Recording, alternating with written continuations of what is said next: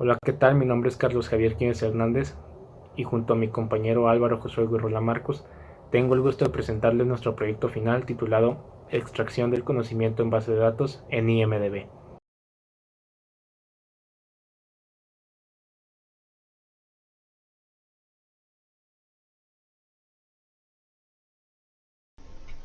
Bien, ahora pasaremos a la frase, la cual dice, los datos son la nueva ciencia, el Big Data son las respuestas. Muy bien, ahora es mi turno de ponerlos en contexto o en situación. Nuestro caso de estudio es un dataset de Kigu de IMDb, que son las siglas de Internet Movie Database. Y bueno, nosotros elegimos este caso de estudio ya que pues, puede ser de utilidad para obtener patrones sobre los géneros más gustados, los años con mejores éxitos, los actores más rentables y pues muchos estudios fílmicos que sirven para el análisis de la información. Algunas de las herramientas que nosotros utilizamos fueron Tableau, que es una herramienta de visualización de datos, la utilizamos para generar dashboards. Data Studio, otra herramienta de visualización de datos con la que generamos un dashboard interactivo o dinámico por medio de selectores, bastante completo ese dashboard. Utilizamos Python para estar haciendo uso de los algoritmos para el análisis de la información y utilizamos Power BI para hacer el proceso ETL, o sea, el proceso de extracción, transformación y carga de datos. En cuanto a la justificación de las metodologías utilizadas para el análisis de la información, se usó el KDD y la metodología estadística. El KDD es el proceso automático en el que se combinan el descubrimiento y el análisis. El proceso consiste en extraer patrones de forma de reglas o funciones a partir de los datos, esto para que el usuario pueda analizarlos. En cuanto a la metodología estadística, pues esta consiste en una secuencia de procedimientos para el manejo de los datos cuantitativos como cualitativos de la investigación, esto mediante técnicas de recolección, recuento, representación, descripción y análisis. Bien, ahora pasaré a describir las etapas de la metodología del KDN. En estas son 5. La primera es la etapa de la selección. En esta etapa se identifica el conocimiento relevante y prioritario para definir las metas del proceso del KNN y también se definen los objetivos. La selección de los datos puede variar de acuerdo con los objetivos del negocio. La siguiente etapa es la etapa del procesamiento o el preprocesamiento y la limpieza. En esta etapa se realiza el análisis de los datos y se aplican operaciones básicas como la remoción de datos ruidosos, datos nulos, datos duplicados, entre otros, mediante técnicas, y estos datos simplemente pueden eliminarse, omitirse o tomar el valor más cercano. Esto mediante técnicas como la media, mediana, máximo o mínimo. Y la siguiente etapa es la etapa de transformación o reducción. En esta etapa se buscan características útiles para representar los datos dependiendo del proceso.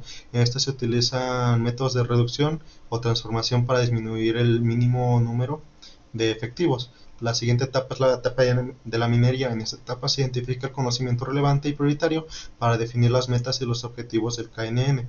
Para ello se crea un conjunto de datos y un conjunto de datos de prueba y se selecciona todo el conjunto de muestra representativo de este, sobre el cual se realizará todo el proceso de descubrimiento, la selección de los datos, y pues esto todo varía con los objetivos que tenga el negocio de la empresa. La siguiente etapa es la interpretación y la evaluación de los datos. En esta etapa se interpretan los patrones que ya fueron descubiertos previamente en la minería de datos y además se consolida el conocimiento descubierto para incorporarlo ya sea a otro sistema, o hacer ciertas acciones con esos datos o simplemente documentarlo y reportarlo para otro sistema o otra cosa. Muy bien, ahora yo voy a hablar de las etapas del proceso o del método estadístico. La primera etapa pues, consiste en la identificación y delimitación del problema, o sea, fijar los objetivos a los que se quiere llegar por medio del análisis de la problemática o caso de estudio. Después seguiría la elaboración y construcción de los instrumentos. Estos instrumentos serían encuestas, análisis de redes sociales, ver los seguidores que alguien tiene en redes sociales, las reacciones que generan sus publicaciones o simplemente pues el contenido que ya existe dentro de un almacén de datos. Después seguiría la observación y registro de datos, pues básicamente sacar lo más importante de esas fuentes de datos para después hacer la decodificación y categorización de la información. O sea que esto es como agrupar la información según su tipo, según su tipo de datos, también podría ser datos numéricos, pero más que nada pues su categorización en torno a su estructura. Después de eso ya viene el análisis. Esto se hace por medio pues herramientas de la visualización de datos como Tableau o Data Studio que permiten a la gente o a los expertos poder sacar análisis de la información y no tener solo un montón de números sin sentido. También está la fase de propuestas, que esto pues obviamente se hace después del análisis y como su nombre lo indica es para proponer la posible solución a la problemática que estaba en un principio. Muy bien, y ahora hablando de nuestro esquema de Data Warehouse, nosotros lo realizamos por medio de la herramienta de Power BI. Como se puede ver, pues es un esquema de Data Warehouse de tipo estrella o estelar. Esto se hizo así porque, pues bueno, es la mejor forma de representar esta información y que sea entendible, ya que la tabla del medio, o sea, la tabla de hechos, contiene, pues, digamos, el ID de todas las demás tablas, que serían las tablas de dimensiones. Ahora sobre los tipos y fuentes de datos. En cuanto a la fuente de datos, se usa un archivo tipo CSV con datos estructurados y no estructurados sobre características e información relevante acerca de los 1000 mejores películas según IMDb. Pues dicha fuente se obtuvo desde Kaggle, que es una fuente de datasets, y pues los tipos de datos en su mayoría son cualitativos y cuantitativos, ya que los cualitativos son textos y los cuantitativos son números que se pueden expresar de uno a cierta cantidad. Y dentro de estos también hay ciertos números numéricos que se representan con un número exacto. Hay unos discretos y ordinales, pero en su mayoría todos estos datos son cualitativos, cuantitativos y numéricos. En cuanto a las técnicas de limpieza aplicadas, pues se aplicó la técnica de la limpieza de los errores, ya que se centraba más que nada en el año de lanzamiento, ya que marcaba un error con el formato. Para ello simplemente se quitó ese error y ya se tenía limpio ese formato del año de lanzamiento. Para el siguiente fue los datos nulos o vacíos. En se encontraban más que nada en el Metascore y en el certificado. Para ello se optó por eliminar esos datos en lugar de usar un método estadístico para encontrar un dato medio o mediana, y pues esto facilita más el uso de estos datos. Y por último se tenía los datos duplicados, que se encontraban más que nada en el certificado, el cual se trata de la categoría de la película. Para ello se optó por eliminar esos certificados duplicados para que solo quedara un certificado único. Y bueno, hablando ahora de la configuración del Data Warehouse, pues mencionar que no se realizó una configuración como tal. Lo único que se hizo fue tratar los datos y separar la información relevante de la menos relevante. Menos relevante me refiero a cuestiones como el link del póster de la película, que pues no es un dato relevante, ¿verdad? Entonces, lo que se hizo fue separar las columnas en tres aspectos. Estos tres aspectos sería separar la información única de la película, la información única de las calificaciones y la información no relevante para la película o la calificación. Esta información no relevante pues es lo que ya mencioné, cosas como la estrella o el actor número 3 o número 4, que ya son ni el protagonista ni el coprotagonista. Entonces esta información ya no es relevante para determinar el éxito o fracaso de una película. Entonces, con base a estos factores o estas columnas, se procedió a eliminar aquellas partes del dataset que no nos fueran a servir. Se limpió la información, obviamente, se quitaron nulos, como lo mencionó ya mi compañero. Se cambiaron algunos formatos y se empezaron a generar nuevas, por así decirlo, tablas con cada información según su tipo. Por ejemplo, para el nombre de la película se tenía un ID y el nombre de la película. Para las clasificaciones se generó un ID y las clasificaciones, y se quitaron los duplicados para quedarse con solo un registro de cada clasificación. De lo contrario, pues habría 1000 registros con clasificaciones repetidas. Y bueno, pues aquí, como se está mostrando en pantalla, sería la forma en que pues se le hizo el tratamiento, como quien dice, o la configuración al Data Warehouse, solo separando la información importante en tablas aparte, porque pues como es un archivo CSV, todo viene dentro de una misma tabla, como quien dice. Como justificación del algoritmo, se decidió utilizar un algoritmo de clasificación, ya que este algoritmo es muy sencillo de usar y es el método más común para realizar pruebas en lo que es Machine Learning. Específicamente se utilizó la técnica del KNN, que es una técnica que permite tanto clasificar como predecir, y es uno de los algoritmos de clasificación más simples. pero a pesar de eso ofrece resultados muy certeros. Este KNN puede superar los clasificadores más potentes a pesar de que es bastante simple y se usa en bastantes aplicaciones tanto como pronósticos económicos, comprensión de datos o lo que es la genética. Otras de las razones por las cuales se optó más que nada por utilizar este algoritmo es que hay bastante información en internet y hay bastantes ejemplos de uso de este algoritmo. Muy bien, ahora rápidamente voy a dar una descripción del diseño de clasificación. Como la mayoría de los ejemplos que se vieron en clase, pues se comienza haciendo la importación de las librerías que se van a utilizar, además de estar pues mostrando ya sea la cabeza o el final del conjunto de datos. Claro está que para hacer esto primero se tiene que cargar el conjunto de datos.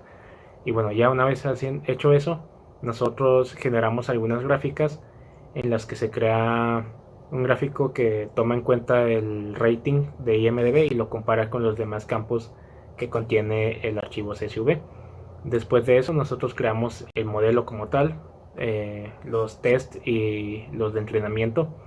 Y bueno, esto se hizo con la librería sklearn. Y bueno, pues para esto se usa un módulo que divide los datos y se toma el conjunto del data frame excepto el campo de IMDb rating, que es el, digamos, el más importante de nuestro archivo CSV. Bueno, después de eso se procedió a importar KNN y comenzar a hacer uso del algoritmo. Para esto se definió K con un valor de 1, que sería pues digamos el número de vecinos o número de neighbors que se van a utilizar para el algoritmo. Pues así lleva por nombre KNN o K vecinos más cercanos. Y bueno, lo que se hizo después fue crear la primera predicción o la primera matriz de confusión. Y bueno, se obtuvieron los datos que están viendo en pantalla. Aquí ya se puede ver lo que para nosotros es lo más importante, que es la precisión de los datos. En este caso, un punto 89 representa un 89% de precisión, que para ser la primera vez que se ejecuta el algoritmo es una precisión bastante alta. Pero bueno, de lo que se trata este algoritmo es de estar mejorando esa precisión, por lo que nosotros procedimos a hacer una estandarización del data frame. ¿Por qué? Porque en la primera ejecución del algoritmo el data frame no estaba estandarizado. Entonces, ¿cómo se estandariza o se normaliza? Pues por medio de una librería de sklearn. Y bueno, lo primero que se hizo fue importar la librería, como está viendo aquí en pantalla. Se crea una variable con el módulo de la normalización y esta variable será aplicada al data frame, en el cual se usan todos los campos exceptuando IMDb rating. Después se tuvo que escalar las variables para poder utilizarlos como otro data frame, un data frame ya digamos estandarizado. Se muestra o sí, se realiza una comparación entre ambos data frame, el estandarizado y el que no está estandarizado, para ver pues los datos como se ven ahora, y posteriormente se aplica otra vez el algoritmo, el KNN se vuelve a aplicar, pero ahora con un data frame estandarizado.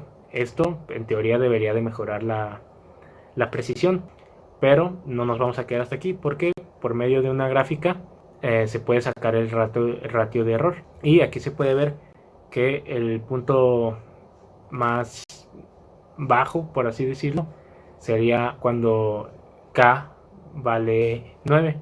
Entonces esto significa que cuando K vale 9 el ratio de error es mínimo. Entonces nosotros veníamos utilizando K con valor a 1, ahora lo vamos a utilizar con valor a 9. Entonces procedemos a hacer otra vez el entrenamiento del algoritmo, pero con K valiendo 9. Y nosotros podemos ver que el resultado aumentó a 96%. Aumentó ahora muy poco respecto a los dos primeros, pero aumentó. Ese es el objetivo de este algoritmo, poder llegar a una precisión lo más cercana a 100%.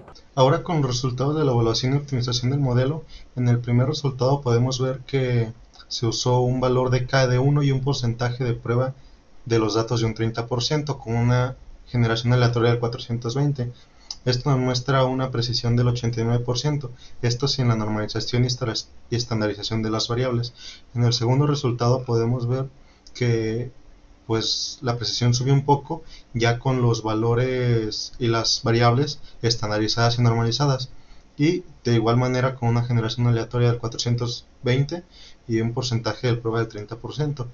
Esto nos hace ver que sí está subiendo la precisión ya con los datos previamente escalados y normalizados.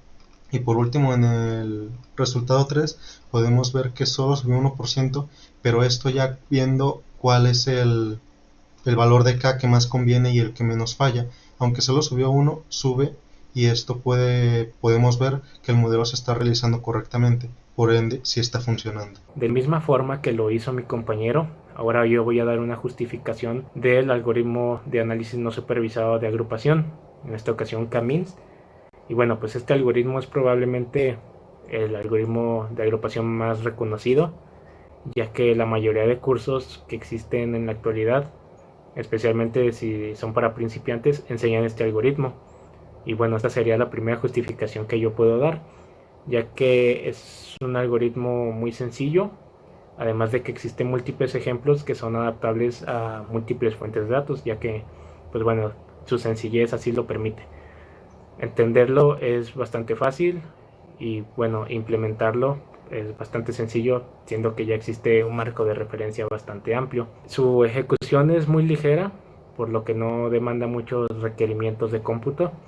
Los tiempos de espera son muy cortos y los procesos internos del editor del código pues son insignificantes a comparación de otros algoritmos que pues, tarda bastante en cargar, incluso hasta 15 minutos en mostrar algún resultado. Y bueno, esto hace que se pueda agilizar el proceso de ejecución y enfocar el tiempo en otras tareas. En general se trata de uno de los mejores algoritmos, es sencillo de interpretar y en conjunto con librerías como Seaborn o Pyplot puede ofrecer integración de gráficos bastante simples que facilitan el análisis de los resultados desde el mismo editor de código. Otras justificaciones que podría dar sería que permite detectar características particulares. Es un método probado ya que ayuda a las organizaciones a dirigirse a audiencias específicas, ayudan a la predicción precisa de comportamiento y trabaja bastante bien con datos como los que nosotros estamos tratando, o sea, datos meramente numéricos, es con lo que mejor trabaja. Como descripción del modelo de diseño se usó lo que es el modelo de la curva de codo. Este modelo busca identificar cuál es el valor o el centroide o el clúster que más se acerque a cero. Esto lo puede hacer mediante un rango que se le da por el usuario, y pues mientras más se acerque el clúster o el valor a cero, mucho mejor es. Pues esto nos permite identificar cuántos centroides puede haber y poder agrupar así los datos y saber cuánta dispersión hay entre un clúster u otro y los datos que tiene cada clúster del otro divididos. Y bueno, ahora es mi turno de dar los resultados de la evaluación y optimización del algoritmo. Ya mi compañero estuvo platicando un poco acerca de cómo es que funciona este algoritmo y cómo es que se optimizó. Yo voy a mencionar muy rápidamente que se optimizó por medio de la gráfica de curva de codo, ya que el valor de K que nosotros debemos utilizar es cuando la curva de codo se hace más constante o más plana. Entonces, aquí como se puede ver en la ilustración, cuando se hace más constante es cuando llega a 5. Entonces, a partir de ahí nosotros podemos darle el valor de 5 a K. Entonces, nosotros vamos a hacer otra vez el algoritmo K-means, pero ahora con un número de clusters igual a 5. Y aquí imprimo los centroides para ver más o menos lo que se está manejando. Muestra 3 conjuntos de datos porque son gráficas en 3D. Esta sería la primera gráfica que nosotros obtuvimos. Ahí el centroide morado es el que más destaca. Los otros se ven disueltos un poco entre la gran cantidad de datos porque son muchísimos datos y por eso no se alcanzan a ver tan fácil como el morado. Ya no existe la dispersión que existía anteriormente. Entonces se puede decir que sí se optimizó de manera correcta el algoritmo. En esta otra gráfica ya se puede comenzar a hacer comparaciones, por ejemplo, de Metascore y Gross, para ver qué tanto influye o qué tanto depende el uno del otro.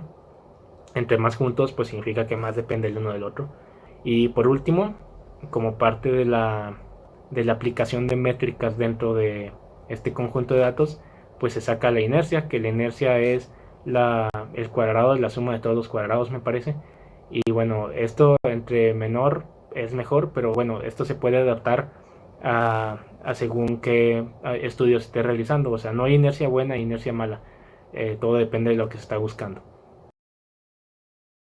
Muy bien, esta parte me va a ser un poco pequeño para que se pueda apreciar en su totalidad el dashboard generado con Data Studio. Este dashboard es dinámico, ya que la información se puede modificar en base a los selectores que tenemos en esta parte de la derecha. Entonces, así de primeras, pues nos muestra la cantidad de títulos disponibles sin la aplicación de ningún filtro, la cantidad de clasificaciones, los géneros, directores y la media de calificación según IMDb. Esta gráfica de aquí muestra los géneros más recurrentes de las películas y esta otra muestra pues una comparatoria de rating que reciben las películas por medio de IMDb y el Metascore, que el Metascore vendría a ser la calificación que le dan los usuarios. Entonces aquí está el listado de todas las películas que hay en el dataset, que son 1000, están en esta parte. Si yo le aplico un filtro y yo le quiero decir, bueno, quiero ver solo las películas que salieron en el 2016, perdón. Entonces esto se actualiza y ahora me muestra que hay 28 películas disponibles, de las cuales la categoría o el género más recurrente sería drama. Aquí se muestra la gráfica ya actualizada con los datos que hay, y si yo le quiero poner aquí pues de un director en concreto, yo lo puedo hacer, solamente este de aquí, y este no hizo películas en ese año, entonces ya solo bastaría buscar alguno que sí haya hecho en ese año. Voy a aplicar algún otro filtro para que se pueda ver. Voy a marcar aquí que sean todas y vamos a poner un director que sea famoso, por ejemplo Quentin Tarantino. Estaría aquí, tiene 8 películas disponibles y bueno, aquí se puede sacar básicamente que su más exitosa es Pulp Fiction. Y bueno, este dashboard, además de funcionar para el análisis de la información, también puede funcionar como una biblioteca de películas, ya que pues, tiene mil registros de películas. Y bueno, aquí esto sirve para buscar por director, por actor, por género. Entonces eso es lo que me gustó de esta herramienta de Data Studio. Bien, como conclusión puedo decir que pues la clase, al igual que otros cuatrimestres, se llevó de la misma manera, mediante actividades, tareas y prácticas y reporte. Y pues siento que a lo largo de este cuatrimestre se vieron temas que en sí son complicados de ver o de llevar más bien, y que no se pueden ver de una o dos clases, sino que se tienen que ir viendo con el tiempo y no simplemente dejarlos ahí como una materia X, sino que se debe de ir reforzando para que pues, estos conocimientos queden claros, ya que pues con una clase o con un video no queda claro muchas veces los temas. En cuanto a la dinámica, pues me agradó, ya que se realizó la mayoría de las cosas en equipo, ya sea las actividades, tareas, el reporte o las exposiciones. En cuanto a las cosas que se me hicieron difíciles o que me gustaron, fueron las cosas de la visualización de los datos, ya que pues siento que es una forma de ver los datos de forma más gráfica sin la necesidad de poder entender todos estos gráficos de la manera correcta, sino que simplemente los puedes ver y aunque no sepas qué significa del todo, te das una idea de lo que te están mostrando. Y una de las cosas que se me hizo difíciles fue la realización de ciertas actividades, ya que se tenía que repasar el video varias veces para entender más o menos lo que se estaba haciendo y no simplemente hacerlo por hacer. Y bueno, ahora para finalizar voy a dar mi conclusión. Me parece que esta clase jamás pensé que se fuera a convertir en una de mis asignaturas favoritas. Me gustó mucho los temas que trataron a lo largo de todo el cuatrimestre. Sobre todo el manejo de herramientas, creo que es lo que más me gusta. El manejo de herramientas para la visualización de la información. Me parece que el docente le supo dar un giro a la asignatura para poder aprender de una forma pues diferente a la que quizás estamos acostumbrados, adaptándose un poco a la situación de la pandemia. Y bueno, creo que no soy el único que está conforme con el nivel de aprendizaje que adquirimos, ya que todos los compañeros tuvimos que estar, digamos, estudiando por nuestra cuenta para poder cumplir con lo que el profesor nos solicitaba. En ese aspecto estoy muy conforme con el esfuerzo que hizo el profesor Y en cuanto a la materia, pues el contenido me pareció bastante bueno. Uh, Quiero seguir aprendiendo un poco más sobre la extracción de conocimiento en base de datos. La parte más complicada obviamente fue los algoritmos de, de análisis supervisado y no supervisado, porque pues bueno, creo que no soy el único que no sabe Python, no sabe programar en Python, pero pues bueno, se intentó, es lo que cuenta y ya se tiene una cierta noción de cómo es que funcionan. Y bueno, quizás es un área en el que también me gustaría especializarme un poco porque se ve que es algo muy bien remunerado y que es tendencia en la actualidad.